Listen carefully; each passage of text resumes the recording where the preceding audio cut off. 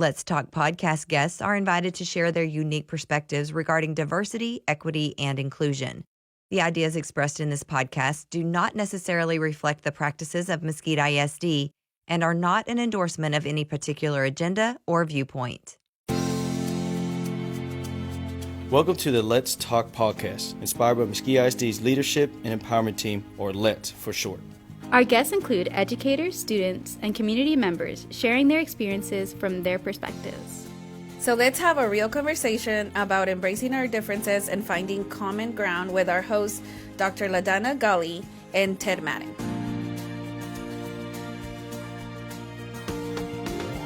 Welcome to the Let's Talk podcast. This is our penultimate podcast. That's second to last. I like it. You're a doctor, you knew that. It's our penultimate podcast for the school year.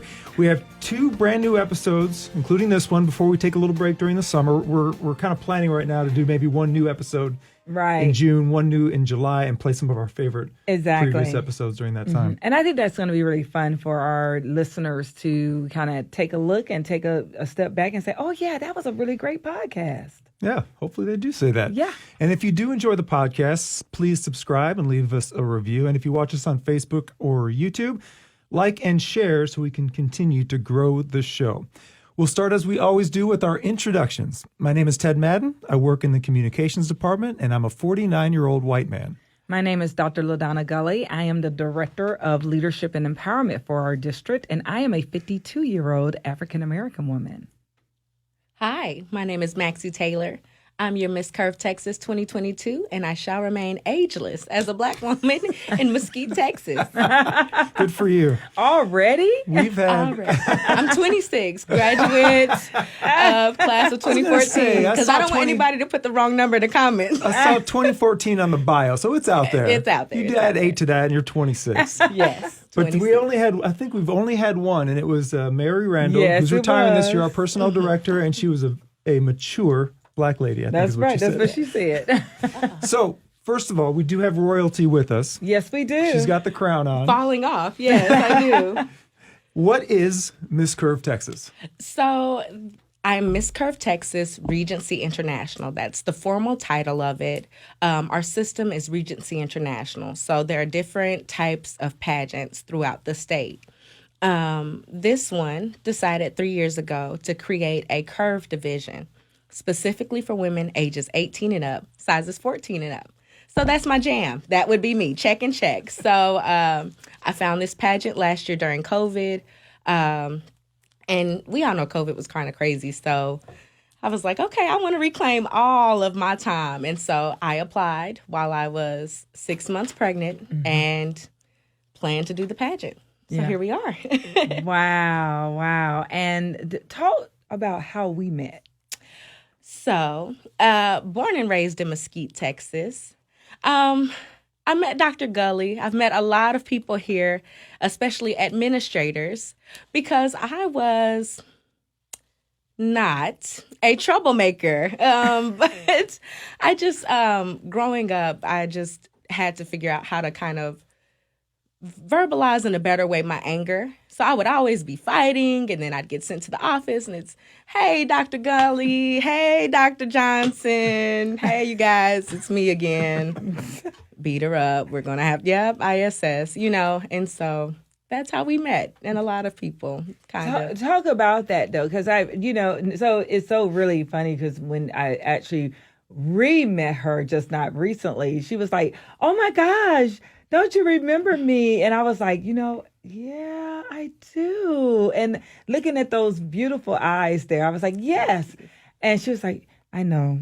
I was in trouble a lot. And I was like, that's not what I remember. I actually remember your smile. Thank you. And a lot of people who didn't work in that men directly, say that. And I'm appreciative that even with all of the things that were happening, people recognized my personality and who I truly was in those hard times. As a teenager, I'm an only child, developing and getting older. Your body's changing. Girls were kind of mean. And so they would try to bully me. I just wasn't the best kid to bully. So it's like, well, you want to bully me, I'll bully back, And that's not the way you're supposed to handle things. But like she said, with that transition, it was just growing and maturing to know, there's a better way to do things. And so now I'm just super grateful to be back in the area to give back, and especially to pour into the young ladies who are considered angry, or they're such a mean girl. There's a match. She's always fighting. And it's like, there's something going on. So let's find her, let's get her, let's protect her, and let's build her up, because she's going to be awesome, just like me. Absolutely. Well, we saw on your bio, you mentioned giving back to the community, and we looked at your bio, and you do a lot of different things. Can you tell us what you do? I do. So I am a full-time community liaison, I've decided to call it now. And basically, anytime someone in the community has an event that involves entrepreneurs or youth, they can reach out to me, and I will promote that event. And I will also come and help facilitate and speak at the event if needed. So right now, I'm working with Hope's Door New Beginning. It is a nonprofit for domestic violence victims. And so we are doing a young professionals event there to bring more awareness to what that nonprofit does. I recently went to Dress for Success and had an experience with them. And so bringing exposure to the fact that they provide free resume resources for women. They provide free interview clothing for women. So all of these awesome nonprofits that are really doing the work in my community, I want to highlight them because they're nonprofits. They need support, they need volunteers, and they need more awareness. So just bridging that gap between the community that I love and the people that I love in my community. So that's the goal. Have you found it to be very successful so far? Like, what have been some of the interactions, and what are you learning about your community? It has been awesome. I am just glad to be back with open arms. It's kind of surreal at a time when me and my husband, he's over there in the corner. Hey, baby. when we were graduating, he was graduating from Horn. I was graduating from Petite, and we were swearing we would never come back to Mesquite, and we, for a long time, didn't. I moved to Mississippi. We've moved to North Carolina together, and that was where we were before we moved back to Mesquite. But, God works in mysterious ways. We had a house, and it got sold outright from under us, and our renters had already rented our home. And so in 30 days, right before the pandemic, we moved back to Texas. And I remember thinking, why am I back here? I'm not successful. I'm not where I want to be. This was before I won the pageant. So this is 2019. I'm pregnant with my second child. It was just a really I don't understand time. And then COVID hit. So I'm like, why would you bring me back to Texas for COVID to hit, And then I won the pageant after that. And then now I'm back in the community. And now I'm talking to young ladies at the Learning Center, and they're saying, I really relate to your story. So what I've learned the most is that if you trust, I don't know if I can say it, but if you trust God's will, I'm going to just say it. If you trust God's will, he won't take you anywhere where you're not unequipped. So I've received it really well. I had a business in North Carolina, and nothing has ever boomed like it has in these few months since I've been back in Mesquite. So I'm grateful and I'm excited. So it's just a really blessing time. Can you tell us a little bit about your family? You mentioned your second kid, but you have three, right? I have 3 kiddos. Yeah, that's as many as I have, and that's where we stopped. I suggest you do the same. You, no worries. No worries. No worries. I have 2 awesome boys. I have a 4-year-old named Cato. I have a 2-year-old named Jeremiah, but we call him JJ. And then I have my 9-month-old daughter. So that sealed the deal. I got my 9-month-old baby girl named Iley, ILY, because I love you. Oh, I like that. That's good. Thank you. It was good. I know. Thank you. We sat on it. Me and my mom came up with that name when I was 16. And she knew she wanted a granddaughter. And I was like, that is a pretty name. And then we just swore it to secrecy. Nice. Yeah. Nice. Yeah. So it's really, really cool. So go back and talk about your days, because I'm going to tell you something. Students in Mesquite, talk about how Mesquite ISD helped you through, because you did your entire career through Mesquite schools. What was it like being a student in Mesquite schools? Let me brag on my district real quick, if I can have a chance. Our education By far, I have lived in several different states. The city of Mesquite is a hidden gem, and our community has some of the best educators, teachers, and caretakers of your children that you can ever entrust your kids to have. There has never been a time, I can't say for anyone else, but the male teachers that I had respected me at all times. I never had any of those certain type of issues. And our community is of color. I grew up seeing educated Black women. That was not anything that was uncommon. And those educators, Dr. Nelson, cough, cough, would chew us out about not being the best us that we could be. And they were serious about it. So when I would get in trouble, these women, like a village, would be on me because they knew me, they knew my mom, and they knew my potential. We didn't come from a broken community. This is an awesome community.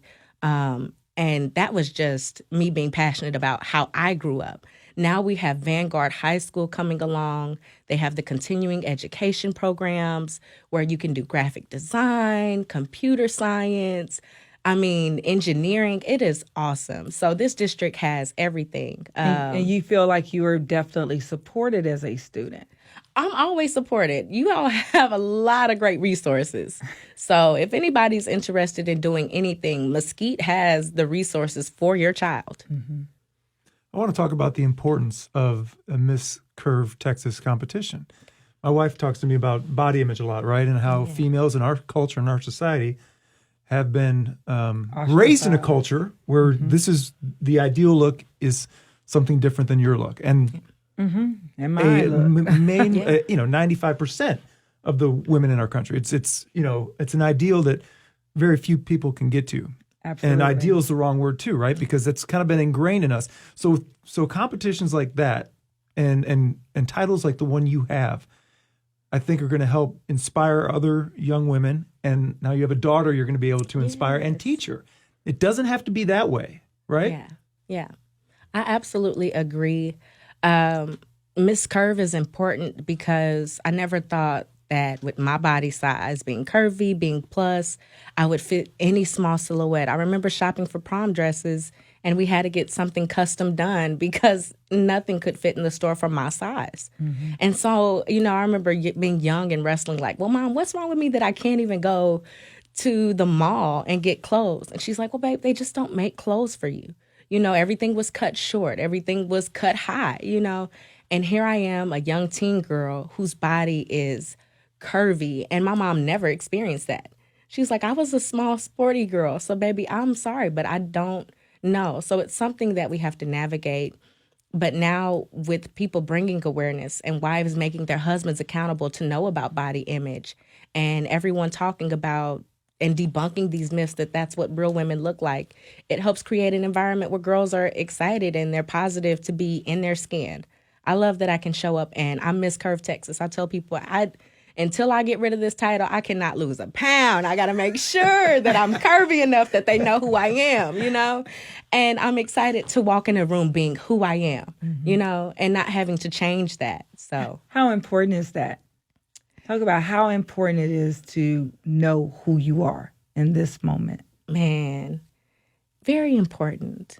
When you are okay with who you are, you know what you'll accept. You'll know where your boundaries are. You'll know where your dreams and your passions lie. And you can operate in a space where things will flow to you because you're in alignment with who you want to be and what you want to be. I'm sure everyone has been through a time where they were successful, but it just wasn't them. It wasn't flowing. It wasn't what they were supposed to do. It didn't make them happy, And that's the difference of the shift. It's that important between doing something, being successful, and still, feeling down about it. Or this is what I like to do. I'm confident I can do a little bit more. So being authentic is really important if you want to truly experience all that life wants to give you, all that good stuff, You mentioned all the trouble you got into as all a the student. good trouble.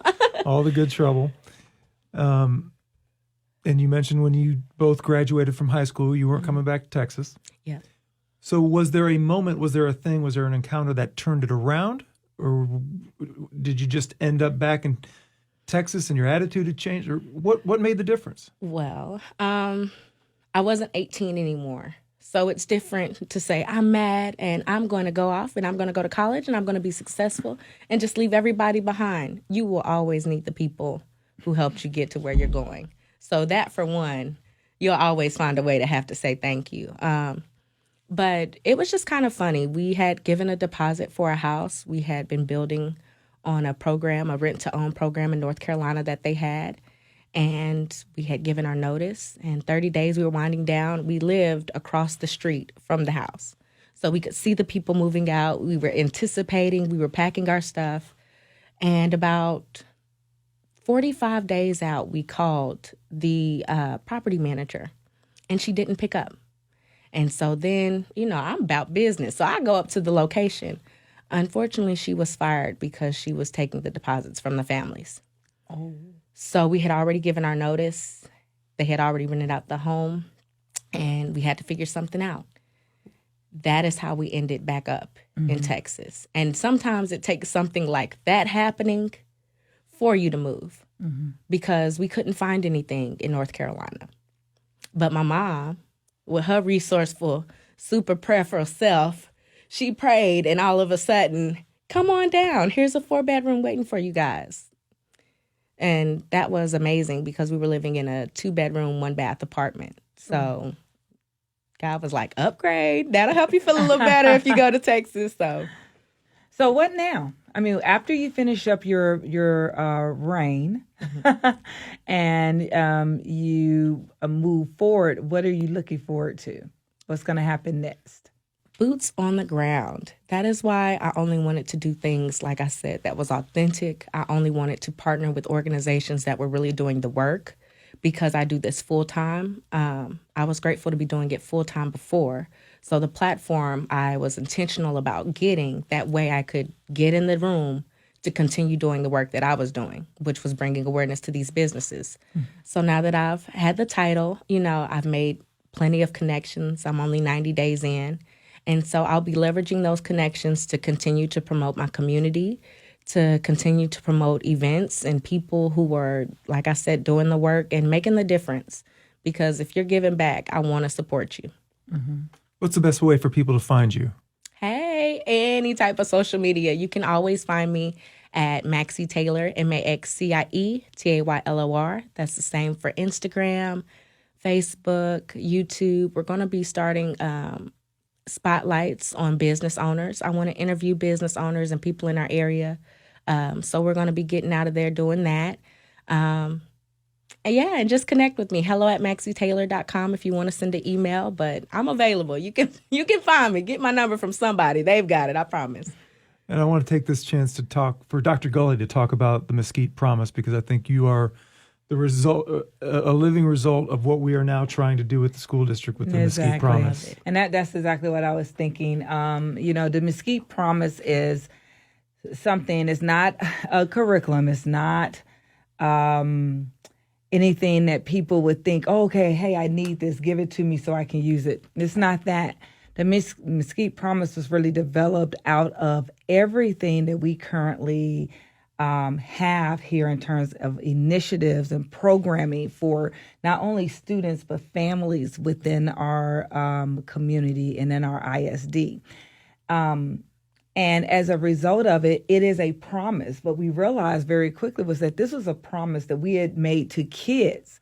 And that, we expect our kids to also, it's kind of like a two-way street. We expect it back. But it's all about saying that every single student, all our young people, they were made to excel. Absolutely. You belong here. You belong here. This is your home. You belong here. We want you here. We want you to grow here. We want you to mature here. And we want you to be your best right here in Mesquite. Your dignity is a given, and we know that dignity is inherent. That means you automatically get it because we're all human. And because we're all human, we deserve a high level of dignity. And so when you dig deep in terms of what we are really saying is that you own your own worth. Yeah. And as a result of that, you end up valuing every single human in your midst. You also stop and think and you give grace, which is really important. And then finally, you are a difference maker. We believe that every young person that we come in contact with, not only in our ISD, but also in our community, that you are a difference maker. And as a result of that, we want you to go out and do great things and know that you can be bold in that work, in that journey every single day. I have really found it as I've gone out and talked about it, as I've shared it, people have been like, that's exactly who we are. Like, why didn't we have this first? But we always have had it. It was always there. And you are such an example, as so many of our students that I get a chance to come across with at Walmart, at some of these other places, Target. I met one of my students the other day at Saltgrass. That's, and so, as we see our students growing and moving and taking charge of their own lives to become the best humans that they can be, it really excites me. And the Mesquite Promise, I think, is something that we are all embracing and that we definitely want to push out and get out into the community, that these are the young people that we are creating. We are creating young people that are going to be able to go off, do great things in their community, do great things in the DFW area, do great things in the state of Texas as well as others, go national, but ultimately go globally and go off and do great work and great things. I believe it. So that's what we've always hoped for every single student in Mesquite ISD. Did you feel that? On the verge of tears, on the verge of tears over here. Why? Because like you said, it's a promise that has been given to us long before it was put on paper. Mm-hmm. Yep. Like I said, my village pushed me so much. Even when, the school is only supposed to do so much, right? Let me just say that the school is not meant to parent your child or to teach your child everything. You have to be invested. And my village was invested. So, when it comes to college, when it comes to scholarships, when it comes to just being your best self, they mean that is our standard. Mm-hmm. No one here feels like they're broken. Or if they do feel broken, they identify those broken kids and they help build them up. I remember that there were students who didn't have the same things as me, but man, I'd come home, hey, mom, so-and-so needs this. And she's like, who taught you that? And it was kind of her teaching me that. But that's the community that I was around. If we don't have it, that doesn't mean that you'll never have it. Somebody's going to make sure you get it. Mm-hmm. The resources here, just the love that's here is plentiful, plentiful. Yeah. So. You made me think of something when I was in the classroom teaching at Agnew. I had this banner across the very top of my wall, and it's not where you begin, but where you end that matters. And had lots of discussion around that with my students because I wanted them to understand that every single day that I walk in this room and every single teacher in Mesquite ISD, every single day we walk in the classroom, we're walking in the classroom because we're rooting for you. Yeah. Because we know that it doesn't matter who you are, what you look like, where you've come from, what's happening, what's going on. It is our job at that moment to give you 110% so that you have the tools that you need to be successful. Absolutely. And I am so happy to see that we have equipped you properly. Thank you. Thank you. I'm grateful that this was the outcome because it's grace, fighting. I told the young ladies at the Learning Center, I was telling them, how I used to get in trouble for fighting. And this one young lady, well, what was the turning point? I said, I got kicked out of high school. They told me if you had one more fight, you can't go to Mesquite High anymore. And that next day, 2 sisters jumped me. And so they rounded us up and we all, had to go down to the police station. And I remember it just being so embarrassing and so crushing, and for the students who feel like, I'm making bad mistakes right now and I'm just bad and this and that and the other, keep going. I know this is kind of random, but especially for those who feel depressed or suicidal about where they are right now, keep going. You know, after I got kicked out of high school, it wasn't forever. It was only for a few days.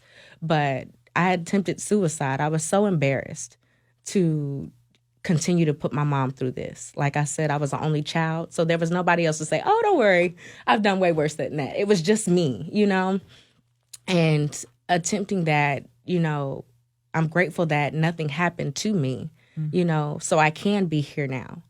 And like you said, giving yourself grace and just persevering and pushing through when it hurts and it's hard will really, really, really benefit you in the end, because you don't want to miss this moment. You don't want to miss when you get up that hill and you make it past that hard stuff, you know, and you want to make it to the point where you can come back and say, I'm thankful and I'm grateful and I'm glad I can give back. If you give up, you can't give back. So I think that's an important message, because you can attest to this. In the moment, it feels like forever. yeah, You don't see the light at the end of the tunnel, do you? especially as a high schooler. Right. Life is ending, right? Yeah, you think that's it. And it's so important to hear stories from people like you who got through it and then found that the light at the end of the tunnel was bright sunshine. Yeah. I found out that the light at the tunnel never ends. It gets light and dark all over again. That is life. There is a balance. So I had to learn, when bad things happen to me and they are out of my control, how will I respond to them? Because I can't spiral. I can't get angry. I can't hurt myself or anyone else. When life happens, how will I respond? And I just had to choose. And I choose every day, because every day I feel like, you know, I got 3 kids and a husband and I'm a pageant queen. I could fall out. I'm stressed, right? You know, every day I choose, you know? Yeah. And so it's just a choice. It's a choice. Choose to keep And going. it's also important to know that when you are in those dark spaces, there is always someone there to help you and pull you out. Go get the help you need. Never feel like you are by yourself and that you're alone. I think that that's really an important message, because I think oftentimes when people get in dark places, they feel like either they're the only one that this has ever happened to, or there's no one that's going to help me. And I want everyone out there to know, especially our young people, we are always out there ready to help. Reach out. We are there. We're there to grab your hand and help you. Absolutely. That is Maxcie Taylor, Miss Curve, Texas for 2022. When does your reign end? It will end February of 2023. All right, we'll enjoy the last 9 or 10 months or That's whatever right. we have Enjoy left. it. I'm trying to stick as much stuff in that 10 months as I can. That's right. It's great. If you are listening and you have any questions for Dr. Gully or me, the best way to reach us is through our email address, letstalk@mesquiteisd.org. You can find us on social media by using the search term LetMISD. And if you listen to the podcast, please subscribe and leave us a review. Thanks as always for listening. For Dr. LaDonna Gully, I'm Ted Madden. Let's talk again next week.